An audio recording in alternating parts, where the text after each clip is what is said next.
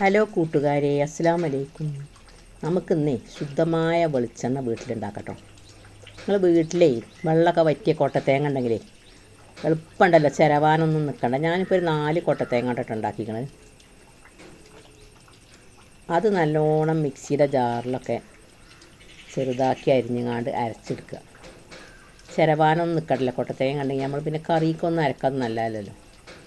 അപ്പോൾ നല്ല ശുദ്ധമായ വെളിച്ചെണ്ണ ഉണ്ടാക്കാം കേട്ടോ. നമ്മൾ ചെറിയ കുട്ടികൾക്കൊക്കെ തേച്ച് കൊടുക്കാനും നമ്മളെ മുഖത്തും കയ്യുമ്മയും കാലുമൊക്കെ തേച്ചാൽ നല്ല മിനുസാട്ടോ. സൗന്ദര്യം വർദ്ധിപ്പിക്കാനൊക്കെ പറ്റുന്നത്. നല്ലൊരു മണമാണ്, നല്ല ഇതുമാണ് കേട്ടോ. ഇതിൻ്റെ കലിക്കം തിന്നാൻ ഭയങ്കര ടേസ്റ്റാണ്.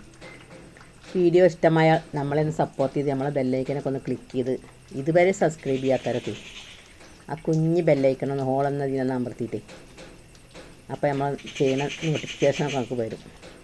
പിന്നെ ഇഷ്ടപ്പെട്ടാൽ നിങ്ങളെ ഫാമിലിക്കൊക്കെ ഒന്ന് ഷെയർ ചെയ്ത് കൊടുക്കുള്ളൂ. നമുക്കതൊക്കെ ഒന്ന് പൂണ്ടെടുത്താലോ.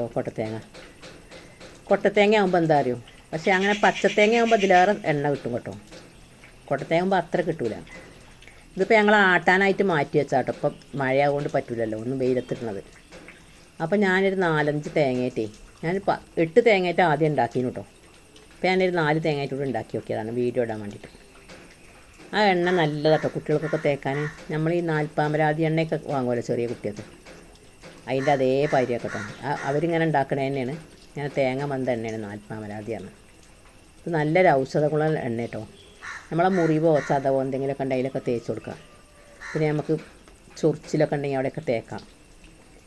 ഡ്രൈ ആയി നിൽക്കുന്നിടത്തൊക്കെ തേച്ചാൽ നമ്മൾ മുഖത്തൊക്കെ രാവിലെ നന്നായി തേച്ചാൽ നമുക്ക് സൗന്ദര്യം വർദ്ധിപ്പിക്കാനും മുഖത്തെ കലാളും പ്രായം കുറഞ്ഞ് മുഖത്തിൻ്റെ ചുളിവൊക്കെ പോകാനൊക്കെ നല്ല കേട്ടോ. ഇത് ലേസം എടുത്തിട്ട് മുഖത്തും കയ്യുമ്മയൊക്കെ നല്ലോണം തേച്ചിട്ട് മസാജ് ചെയ്യുക, നല്ലതാണ്.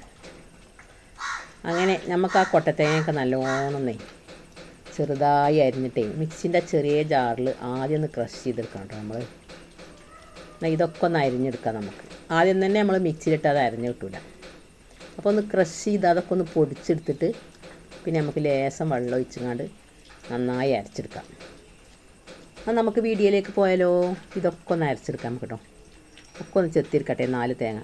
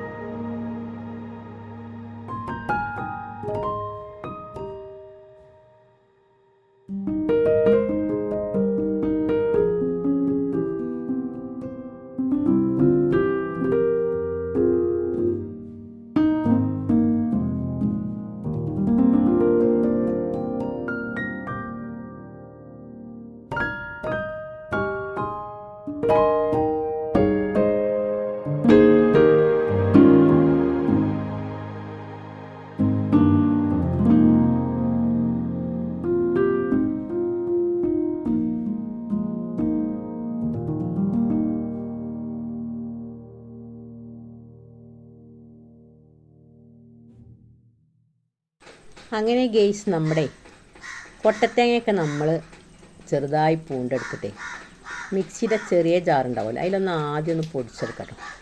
അല്ലെങ്കിൽ നമ്മൾ നേരെ മിക്സിയിലാണ് അരച്ച അരിയില്ല കേട്ടോ. മിക്സി കേടുകയും ചെയ്യും, ശരിക്കും അരിഞ്ഞു കിട്ടില്ല. ഇങ്ങനെ ഒന്നും പൊടിച്ചാൽ നമുക്ക് കറിക്കൊക്കെ വേണമെങ്കിൽ അരക്കട്ടോ. അത് നമ്മളിങ്ങനെ അരക്കാറുണ്ടോ?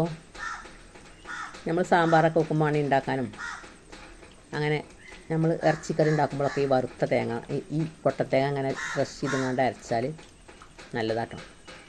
അത് നിങ്ങൾ ഒഴിവാക്കാൻ നിൽക്കണ്ട. ഇപ്പോൾ വേനൽക്കാലം വന്നിട്ട് ആട്ടാനും നിർത്തക്കണ്ട. ഇവിടെ കുറേ കൊട്ടത്തേങ്ങ ഉണ്ട് കേട്ടോ. അപ്പോൾ ആട്ടാനും കോലല്ലോ, മഴക്കാലമല്ലേ, ഒന്ന് വെയിലത്തിടാതെ ആട്ടിയാൽ എണ്ണ കിട്ടില്ല. അപ്പോൾ നമ്മൾ ഇങ്ങനെ കുറച്ച് എണ്ണ ഉണ്ടാക്കിയാൽ കേട്ടോ. നമുക്ക് മേത്ത് തേക്കാനും മുഖത്ത് തേക്കാനും കുട്ടികൾക്ക് തേച്ച് കൊടുക്കാനൊക്കെ.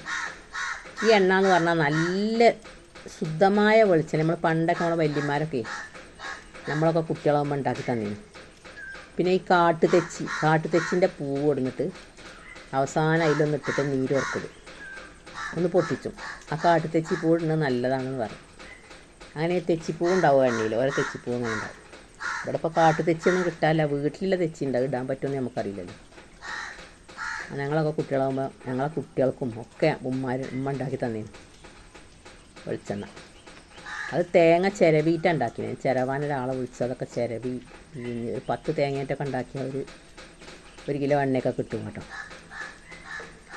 അങ്ങനെ നമുക്കിതൊക്കെ മിക്സിയിലൊന്ന് നന്നായി അരച്ചെടുക്കട്ടെ. ഇങ്ങനെ ആകുമ്പോൾ എന്താ പറയുക, കുറച്ച് വെള്ളം ഒഴിച്ചാൽ വേഗം അരച്ച് കിട്ടും. വെള്ളം വല്ലാതെ ഒഴിക്കാൻ നിൽക്കരുത്. വെള്ളം ഒഴിച്ചാൽ പിന്നെ അതൊക്കെ വറ്റിച്ചാൽ നിൽക്കേണ്ടി വരില്ല. നമ്മൾ ഒരു പാകത്തിനൊക്കെ വെള്ളം ഒഴിച്ചാൽ പിന്നെ പീര പെടാതെ നല്ലോണം അരിച്ചെടുക്കണ്ട. ഞാനിപ്പോൾ 2 വട്ടം അരിച്ചെടുത്തിട്ടുണ്ട്. ആദ്യം വലിയ അരിപ്പീരൊന്ന് അരിച്ചു, അപ്പോൾ നല്ലോണം ഇതുണ്ടായിരുന്നു, പീര ഉണ്ടായിരുന്നു. അപ്പോൾ പിന്നെ രണ്ടാമത്തെ ഒന്നിലും കൂടി അരിച്ചെടുത്തു. അങ്ങനെ ഗേസ് ഇതൊക്കെ നന്നായി നമുക്ക് അരച്ചെടുത്തിട്ടേ തേങ്ങാപ്പാലൊക്കെ പിഴിഞ്ഞെടുക്കാം. ഒരു പാകത്തിനൊക്കെ വെള്ളം ഒഴിച്ചാൽ മതി. ഞാനിപ്പോൾ വീട്ടിൽ കുറേ കൊട്ടത്തേങ്ങ ഉണ്ടായിരുന്നു. അപ്പോൾ ഞാനൊന്ന് 4 തേങ്ങ കൊണ്ടൊന്ന് ആദ്യം ഒരു 4 തേങ്ങ കൊണ്ട് ഉണ്ടാക്കിയിരുന്നു. അപ്പോൾ അത്യാവശ്യം എണ്ണ ഒരു 100-150 എണ്ണയൊക്കെ കിട്ടി. പിന്നെ ഞാൻ 4 തേങ്ങ കൊണ്ട് ഉണ്ടാക്കി. അപ്പോൾ ആ എണ്ണ അങ്ങോട്ട് മേത്ത് വെച്ച് അങ്ങോട്ട് പറയാം. അതിൻ്റെ മിനുസം നമ്മളെ മുഖത്തും കയ്യമ്മയൊക്കെ തേച്ചാൽ ഭയങ്കര മിനുസാണ്. പിറ്റേ ദിവസം വരെ ആ സോഫ്റ്റ്നെസ് നമ്മളെ മേത്ത് നിൽക്കും. നമ്മൾ ഈ പീടിയിൽ നിന്ന് വാങ്ങണ വെളിച്ചെണ്ണൻ്റെ പോലെയല്ല. നമ്മൾ കടയിൽ നിന്നൊക്കെ കുട്ടികൾക്ക് ആര്യവൈശാലിൽ നിന്നൊക്കെ വാങ്ങുന്ന ആൽപ്പാമരാതി എണ്ണ എന്നറിയാം. അത് ഈ എണ്ണ തന്നെയെന്നാണ് എനിക്ക് തോന്നുന്നത്. പക്ഷേ നമ്മൾ ഉണ്ടാക്കുന്ന അത്ര ഗുണം ഉണ്ടാവില്ല. ഇത് നമ്മളെ കൈകൊണ്ട് ഉണ്ടാക്കുമ്പോൾ നമുക്ക് ഇതിൽ എന്തൊക്കെയാണ് ഉള്ളതെന്ന് നമുക്കറിയാം. നല്ലൊരു മണം കേട്ടോ. പിന്നെ ഇതിൻ്റെ കലിക്കം തിന്നാൻ ഭയങ്കര ടേസ്റ്റാണ്. വെറുതെ കഴിച്ച് പോകും ഇതിൻ്റെ കലിക്കം. അങ്ങനെ നമുക്ക് ആദ്യമൊക്കെ ഒന്ന് അതിൻ്റെ പാലൊക്കെ ഒന്ന് പിഴിഞ്ഞെടുക്കാം കേട്ടോ. ആദ്യം അതിൻ്റെ പാലൊക്കെ പിഴിഞ്ഞെടുത്തിട്ട് പിന്നെ നമുക്ക് ലേശം വെള്ളം ചൂടാക്കിയിട്ട് ആ പീരിയിൽ ഒഴിച്ചിട്ട്, അധികമൊന്നും ഉണ്ടാവില്ല എന്നാലും നമ്മളെ സമാധാനത്തിന് അതൊന്നും കൂടി പിഴിഞ്ഞെടുക്കാം കേട്ടോ. അപ്പോൾ അതിൻ്റെ ഫുള്ള് പാലും നമുക്ക് കിട്ടും.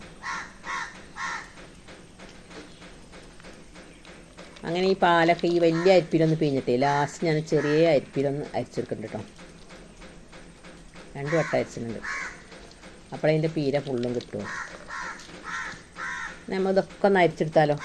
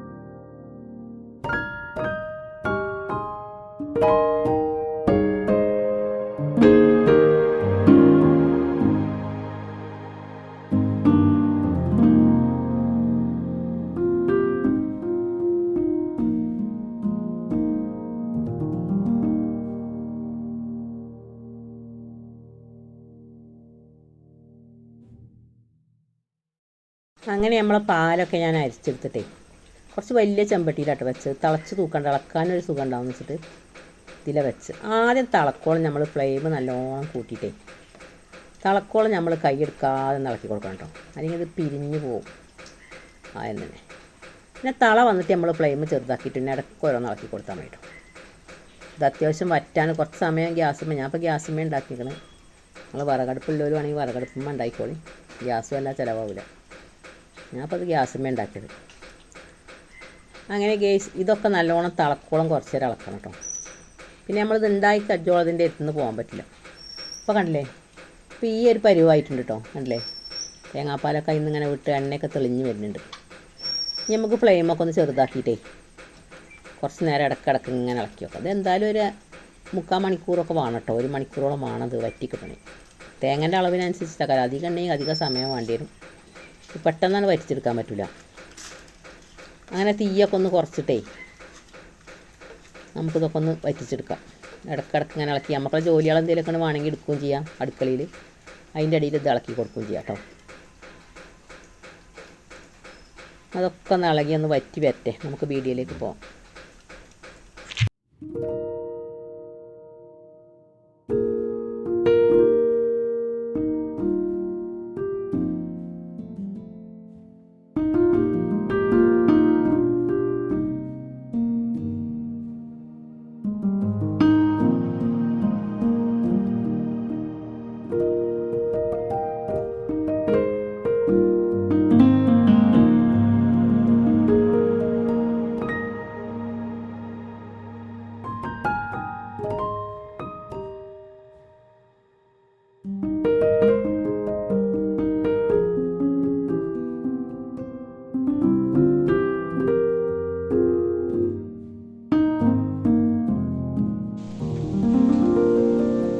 അങ്ങനെ കൂട്ടുകാരെ, നമ്മൾ തേങ്ങയ്ക്ക് വറ്റി കലിക്കൊക്കെ വേറിട്ട് എണ്ണ കിട്ടിയാട്ടോ. അത് അല്ലേ ഇതിൻ്റെ കലിക്കം കണ്ടില്ലേ, ഇത് കഴിക്കാൻ നല്ല ടേസ്റ്റ് ആട്ടോ.